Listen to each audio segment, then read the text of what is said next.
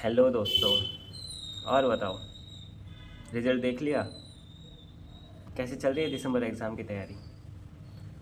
आपको पता है कि दिसंबर के एग्ज़ाम आ रहे हैं और आपको उसमें अपीयर भी होना है। और पढ़ाई, टाइम नहीं मिल रहा होगा ना। 1 तारीख से स्टार्ट करना है, चलो अच्छी बात है, लेकिन टाइम नहीं मिल रहा है। और जब एग्ज़ाम आते हैं, एग्ज़ाम से 2 महीने पहले तुम्हें टाइम मिल जाता है। अरे जब एग्ज़ाम आएंगे तब तो हर कोई पढ़ेगा ना। जब शेर आता है तब तो हाथी भी भागता है। मज़ा तो तब आएगा ना जब तुम अभी से पढ़ाई स्टार्ट करो दिसंबर के लिए।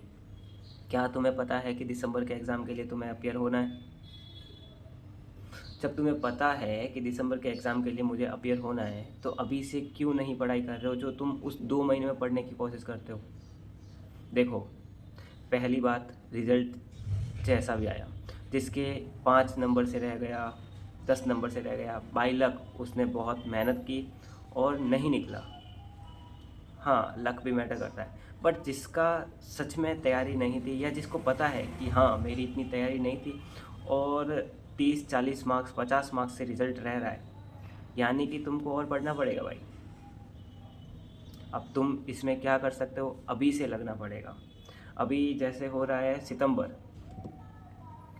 सितंबर, अक्टूबर, नवंबर, दिसंबर। दिसंबर तो है भी नहीं, सितंबर, अक्टूबर, नवंबर, सिर्फ 3 महीने हैं। कर क्या रहे हो?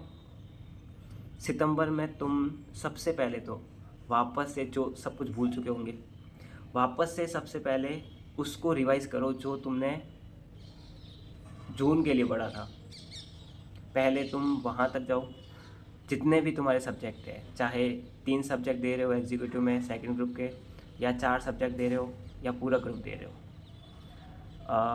यदि आप जो भी सब्जेक्ट पढ़ रहे हो, पहले उसका एक प्लानिंग बनाओ कि मुझे 1 महीने में पूरा रिवाइज़ कैसे करना है। सिर्फ रिवीजन करना है, क्योंकि क्लासेस तो तुम्हारी कंप्लीटेड है। तुम्हें सिर्फ रिवीजन करना है और हर एक चैप्टर जो तुमने नहीं पढ़ा, जो तुमने जून एग्ज़ाम के लिए नहीं पढ़ा, उसको भी पढ़ना है। अब वो आपको डिफ़िकल्ट लग रहा होगा, सबसे बड़ी चीज़ है कि जो तुमने नहीं पढ़ा वो ऐसे तो नहीं छोड़ा होगा, वो डिफ़िकल्ट लग रहा है। अब उस डिफ़िकल्टी को कैसे हटाओगे? डिफ़िकल्टी को हटाने के लिए भाई यूट्यूब पढ़ा है पूरा। जाओ यूट्यूब के ऊपर, इवन द रैंकर्स, जिनको नहीं समझ में आता है चैप्टर, किसी टीचर से जिनसे उन्होंने क्लास ली है, नहीं समझ में आता है, वो दूसरी जगह अल्टरनेटिव जगह ढूंढते हैं। तुम क्या करते हो कि जो सर ने पढ़ा दिया डिफ़िकल्ट लग रहा है, चलो ठीक है थोड़ा सा पढ़ लिया, जो सर ने छुड़वा दिया बहुत अच्छी बात है। भाई नहीं छोड़ना है। डू यू नो कि मॉड्यूल भी कवर करना होता है? क्या आपने मॉड्यूल कवर किया? क्या आपने मॉड्यूल की लैंग्वेज देखी है? ठीक है, टीचर ने पढ़ा दिया, टीचर ने नोट्स बनवा दिए, क्या आपने मॉड्यूल से रैली किया? कितना टाइम लग जाएगा? और दूसरी चीज़, जो टीचर ने पढ़ाया है और जो मॉड्यूल में लिखा हुआ है, कितना डिफरेंस हो सकता है? चलो ठीक है, मॉड्यूल के अंदर जैसे एक चैप्टर दे रखा है और टीचर ने तुम्हें उस चीज़ के बारे में पढ़ा दिया, ठीक है, डू यू एक्सपेक्ट कि 90% तो कवर होगा? जो टीचर ने पढ़ा है 90% कवर हो गया, तो जो 10% कुछ टॉपिक है, क्या वो तुम नहीं पढ़ सकते? इंपॉर्टेंट नहीं है, टीचर ने बोल दिया इंपॉर्टेंट नहीं है, इसका मतलब इंपॉर्टेंट नहीं है। इसका मतलब ICSI तो दे ही नहीं सकता अब एग्ज़ाम में। टीचर ने बोल दिया तुम्हारे कि ये तो इम्पोर्टेंट नहीं है, तो इसका मतलब ICSI अब इसको बैन, अब वो दे ही नहीं सकता, अब वो एग्ज़ाम में आ ही नहीं सकता ना। नहीं, जब वो एग्ज़ाम में आ गया तो तुम क्या करोगे, ये भी तो बताओ। वहीं पे तुम्हारी दिक्कत आ जाती है ना। तो सबसे पहले तो तुम पहले इंश्योर करो कि तुमने जो पढ़ा है उसको कंप्लीट करो। उसके बाद में जो तुमने छोड़ा है, जो तुमने चैप्टर छोड़ा है या टॉपिक छोड़ा है, देखो मेहनत तो एक्स्ट्रा करनी पड़ेगी। यदि तुमने जून के लिए मेहनत की थी और फिर भी पास नहीं हुए, यानी कि कुछ तो दिक्कत है ना, अभी भी कुछ तो मेहनत अधूरी है। आप कह रहे हो आपने 100% दी, लेकिन वो 100% नहीं है, ये पहले तो मानो। चाहे आपने टीचर से पढ़ा हो, चाहे मॉड्यूल से, आपने कुछ तो कवर नहीं किया। पहले ये चीज़ देखो, क्या कवर नहीं किया, क्या मेरे से गलती हुई है। तो उस गलती को सुधारने के लिए तुम्हें कुछ एक्स्ट्रा करना पड़ेगा। अब उस एक्स्ट्रा करने के लिए क्या करोगे? सबसे पहले जो कवर किया था वो कवर करो, और जो कवर नहीं किया था उसको भी कवर करना पड़ेगा। और जब तुमने कवर किया और कवर नहीं किया, इसको पूरा कवर कर लोगे, उसके बाद में वापस उस क्वेश्चन पेपर को देखो जो तुमने जून अटेम्प्ट में दिया है। अब एनालाइज करो, अब उसको सच में देखो कि क्या मेरे को वो क्वेश्चन पेपर समझ में आ रहा है, क्या मैं उस क्वेश्चन पेपर के सारे क्वेश्चन कर पा रहा हूँ। यदि तुम्हें फिर भी उस क्वेश्चन पेपर से डर लग रहा है, यानी कि तुम्हारी राइटिंग प्रैक्टिस में दिक्कत है। तुम्हें राइटिंग प्रैक्टिस करनी पड़ेगी, स्कैनर के क्वेश्चन सॉल्व करने पड़ेंगे। तो पहले तुम जो पढ़ा था उसको कवर करो, उसके बाद में जो नहीं पढ़ा है उसको कवर करो। चाहे तुम अपने टीचर के नोट से करो या मॉड्यूल से करो, बट एंश्योर करो सब कुछ कवर कर लो। जो छोड़ा है वो तो कवर करो ही करो, और जो नहीं पता है वो कवर करने पड़ेंगे। पहले जो छोड़ा है उसको कवर करो, उसके बाद में तुम देखो कि ये कवर करने के भी बाद में मुझे पेपर समझ में आ रहा है या नहीं। यदि तुम्हें पेपर समझ में आ रहा है तब तो अच्छी बात है, नहीं आ रहा उसको दूसरी बार देखो, गाइडलाइन आंसर से मैच करो, क्या तुम्हें फिर भी समझ में आ रहा है या नहीं आ रहा है। और फिर सबसे बड़ी चीज़, स्कैनर परचेज करो। एक तो पता नहीं क्या लक के ऊपर चलते रहते हो, एग्ज़ाम हमने पढ़ लिया, टीचर ने पढ़ाया, हमने पढ़ लिया, एग्ज़ाम में पेपर आएंगे देख लेंगे। भाई क्यों देख लेंगे? पास्ट ईयर क्वेश्चन पेपर नहीं है क्या? ICSI के वेबसाइट के ऊपर past year question paper download नहीं होते क्या? वहाँ से जाओ, डाउनलोड करो और देखो। भाई यही पेपर मेरे एग्ज़ाम में आ गया तो कैसे करूँगा मैं? कैसे ICSI क्वेश्चन पेपर पूछता है? पता है क्या है, मेहनत तुम उतनी कर लेते हो जितनी सारे बच्चे कर रहे हैं। तुम 2 महीने पहले जगोगे, उसके बाद में पढ़ना स्टार्ट करोगे, और फिर 2 महीने में फटाफट कवर करने की कोशिश करोगे। ठीक है, जैसे ही वो कवर हो गया अब एग्ज़ाम दे दो, अब एक्सपेक्ट करोगे हाँ रिजल्ट आ जाए। नहीं, अभी से लगो ना भाई। पहली चीज़ तो अभी से लगो। और दूसरी चीज़, तुम क्या सोचते हो कि पूरा कवर हो गया, ख़त्म, अब मेरे एंड से ख़त्म, अब पेपर आएगा, पेपर में फोड़ देंगे। नहीं होता भाई, ख़त्म करने के बाद की जर्नी स्टार्ट होती है। जब तुमने ख़त्म कर लिया तुम्हारा सिलेबस, फिर तुम मॉड्यूल से ख़त्म करोगे कि देखोगे कुछ छूटा तो नहीं है। जब वो ख़त्म हो गया उसके बाद में तुम स्कैनर के क्वेश्चन सॉल्व करो, वापस से एक एक चैप्टर देखोगे, एक एक चैप्टर रिवाइज किया, स्कैनर से क्वेश्चन देखा। स्कैनर से क्वेश्चन पहले तो एक बार मन में सोचा कि क्या मैं इसका क्वेश्चन पेपर को पढ़ पा रहा हूँ, उसके बाद में क्या मैं इसका आंसर मैपिंग करवा रहा हूँ। ठीक है, अच्छी बात है। अब उस आंसर को देखो उसने कैसे लिखा है, फिर उस क्वेश्चन को देखा, रेड पेन लो, वो क्वेश्चन जिस टॉपिक से बिलोंग करता है तुम्हारे मॉड्यूल में या तुम्हारे जो भी सर्च के जो नोट्स है, वहाँ पे आप रेड मार्क से लिखो कि ये क्वेश्चन पेपर में आया है, इस अटेम्प्ट में आया है, ताकि तुम उसके ऊपर एक्स्ट्रा ध्यान दो। जो जो स्कैनर में नए क्वेश्चन मिल रहे हैं उसके ऊपर डबल टिक करो कि ये मुझे वापस पढ़ना पड़ेगा, एक बार में नहीं समझ में आ रहा है।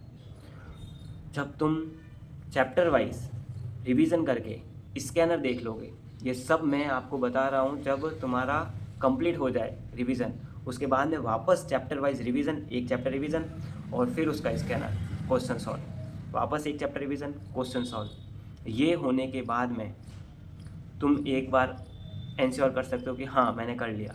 अब उसके बाद में तुम्हें past year question paper download करने हैं। पास्ट ईयर क्वेश्चन पेपर को तुम्हें सॉल्व करके देखना पड़ेगा। पहले देखो क्या तुम्हें क्वेश्चन पेपर समझ, पहले भी चीज़ तो तुमने स्कैनर में सॉल्व कर लिया उन्होंने, वो भी तो पास्ट ईयर क्वेश्चन ही होंगे ना, बस वो चैप्टर वाइज तुम्हें स्कैनर में मिल जाता है आसानी से, इसलिए स्कैनर काम आता है। अब फास्ट ईयर क्वेश्चन तुम्हारा पिछले अटैम्प्ट का देखो, पिछले से पिछले अटैम्प्ट का। भाई अमेंडमेंट आने से कोई लॉ चेंज नहीं हो जाता, कोई तुम्हारा पूरा मॉड्यूल चेंज नहीं हो जाता, सारे क्वेश्चन तुम्हें सही मिलेंगे। भाई टैक्स में तुम कह सकते हो, लेकिन अदर सब्जेक्ट में कंपनी लॉ हो गया, जो तुम्हारा CMSL हो गया, अदर सब्जेक्ट में तुम कैसे कहोगे? ठीक है अमेंडमेंट आई है तो क्या हो गया, उसमें कोई ज़्यादा डिफिकल्ट नहीं है, ठीक है। और उसके 1-2 क्वेश्चन मिलेंगे, उसके लिए क्या तुम स्कैनर सॉल्व नहीं करोगे, पास्ट ईयर क्वेश्चन पेपर को देखोगे ही नहीं? ये तो गलत है ना।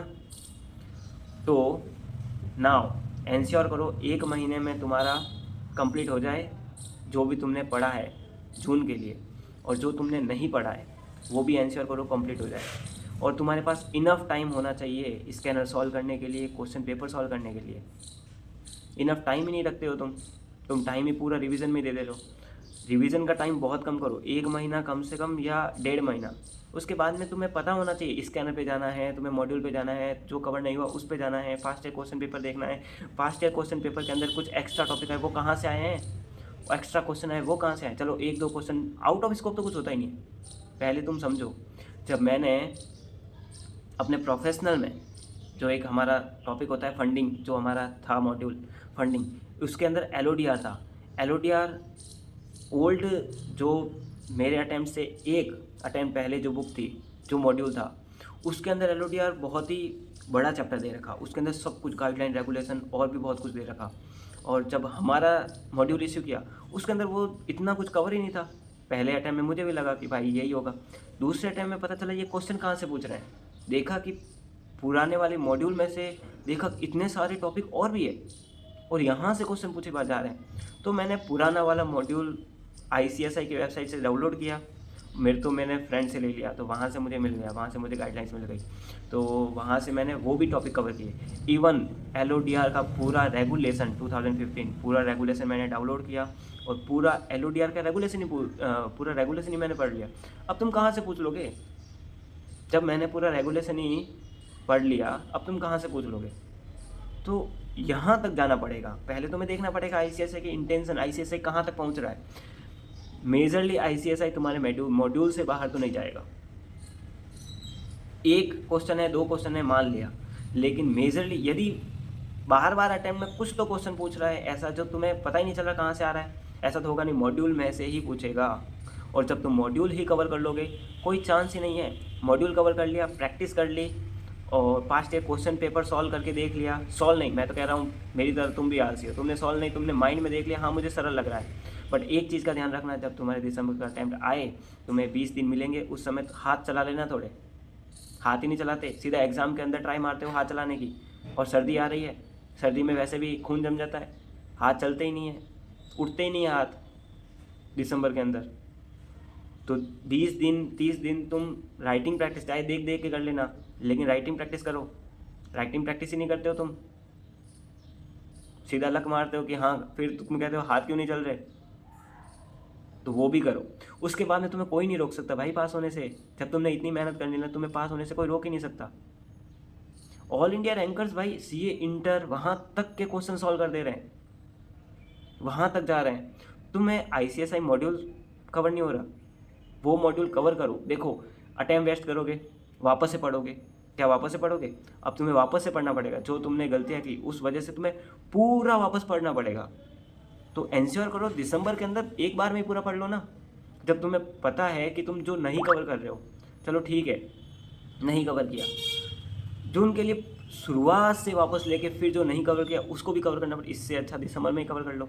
और हाँ, इतनी मेहनत करनी पड़ेगी, सिर्फ रिवीजन तुमने क्लास के देख लिए इससे काम नहीं चलेगा। टीचर के पढ़ लिए, मॉड्यूल नहीं देखा, या जो टॉपिक टीचर ने बोल दिया इंपॉर्टेंट नहीं है वो नहीं देखा, नहीं चलेगा भाई। पता चल गया ना अपना लक कैसा है, इसका मतलब कवर तो करना पड़ेगा। और भाई जो गवर्नमेंट एग्ज़ाम देते हैं उनके बारे में सोचो ना, उनके पास तो प्रॉपर वो नहीं है कि भाई इस सब्जेक्ट ये तुम्हारे पास में मॉड्यूल है और इसमें से ही आएगा, ऐसा ही नहीं। जो नया आया है, आज प्रधानमंत्री जी ने कुछ बोल दिया वो आ गया, जो नया बजट आ गया वो हो गया, कुछ भी आ जा रहा है। आपके पास तो प्रॉपर मॉड्यूल है, इससे बाहर तो कुछ आएगा ही नहीं। इससे बाहर मैं कह रहा हूँ कुछ आएगा ही नहीं। 5 मार्क्स के लिए आ गया वो भी इम्पॉसिबल है, आ गया तो आ गया, लेकिन वो भी मैंने देखा नहीं है कि मॉड्यूल से बाहर। तो भाई मॉड्यूल पढ़ लो, क्या हो गया, दर्द होगा होने दो, लेकिन अटैम्प्ट तो क्लियर करना है, CS तो बनना है, लोगों तो चाहिए। तो एंश्योर करो मेहनत कर लो और इस दिसंबर अटेम्प्ट में ही पास कर लो। यही करना पड़ेगा, तभी तुम CS तक पहुंच पाओगे। यहाँ तक तुम्हें मेहनत सोचनी पड़ेगी कि यहाँ तक मेहनत करके ही मैं आगे बढ़ सकता हूँ। तो एंश्योर करो दिसंबर में तुम फोड़ दो। और मिलते हैं नेक्स्ट वीडियो में, तब तक के लिए बाय बाय। एक दिन में यहाँ कोई कुछ नहीं बनता यार। तुम्हें अगर कुछ पाना है तो हर दिन तपना होगा, मन हो या ना हो तुम्हें खुद को झोंकना होगा। जिसने भी यहाँ अलग रास्ता चुना है उसे आराम को पीछे छोड़ना पड़ा। जो ये ना कर सका वो कुछ भी ना पा सका।